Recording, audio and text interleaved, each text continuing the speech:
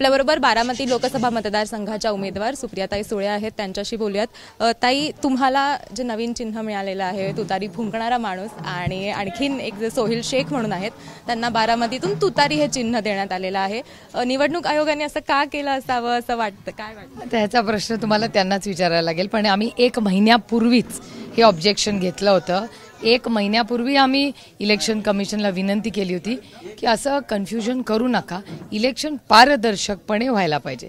पण बघताय तुम्ही काय होतंय। याच्यावरती तुम्ही आता पुढे काय ऍक्शन घेणार आहात? तुम्ही नोटीस घेतली होती, ऑब्जेक्शन घेतलं होतं तेव्हा, आणि वर्ध्यामध्ये हे झालं होतं, म्हणजे जिथे जिथे आमच्या पक्षाचे आहेत तिथेच हे चिन्ह दिलेलं आहे। आणि वर्ध्यामध्ये जेव्हा ऑब्जेक्शन घेतलं होतं तेव्हा वर्ध्यामध्ये आम्हाला न्याय मिळाला होता। आता पुण्यामध्ये, साताऱ्यात, म्हाडात आम्ही विनंती केली आहे, पण काल आम्हाला सांगण्यात आलं की इलेक्शन कमी, म्हणजे वर्ध्यामध्ये एक न्याय आणि इकडे एक न्याय, आणि आम्ही आता तोच विचार चालला। आम्ही इलेक्शन कमिशनला सातत्याने जवळपास 1 महिना हे लिहितोय। ताई, दुसरा प्रश्न असा की आपण बघतोय की पंतप्रधान नरेंद्र मोदींची सभा पुण्यामध्ये होणार आहे। भाजपकडनं कुठेतरी भीती आहे त्यांच्या मनात, म्हणून इतक्या सभा घेतल्या जातात, म्हणून पंतप्रधानांना स्वतःला येऊन सभा घ्याव्या लागतात असं वाटतं? याचं उत्तर तुम्हाला त्यांनाच विचारायला पाहिजे। अतिथी देवो भव, शेवटी लोकशाही पद्धतीने इलेक्शन झाली पाहिजेत, आणि पाहुण्यांचं स्वागत करणं हे आपलं कर्तव्य आहे।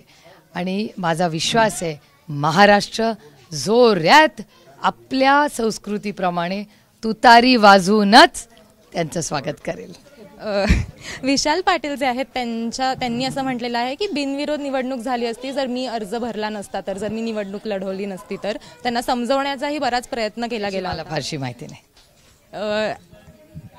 तर आपल्याबरोबर सुप्रियाताई सुळे होत्या, त्यांचं असं म्हणणं आहे की त्यांना अडकवण्याचा प्रयत्न केला जातोय, निवडणूक आयोगाशी ते संवाद साधतात, मात्र इतकं असूनही आता निवडणूक आयोग नेमका काय निर्णय घेतं याच्याकडे सगळ्यांचं लक्ष आहे। खरंच तुतारी दिली जाणार का, आणि तुतारी हे चिन्ह बदललं जाणार का, याच्याकडे सगळ्यांचं लक्ष आहे। कॅमेरामॅन राजेश बेडकरसह देव्यानी यादलाबादकर, एबीपी माझा, पुणे। एबीपी माझा, उघडा डोळे बघा नीट।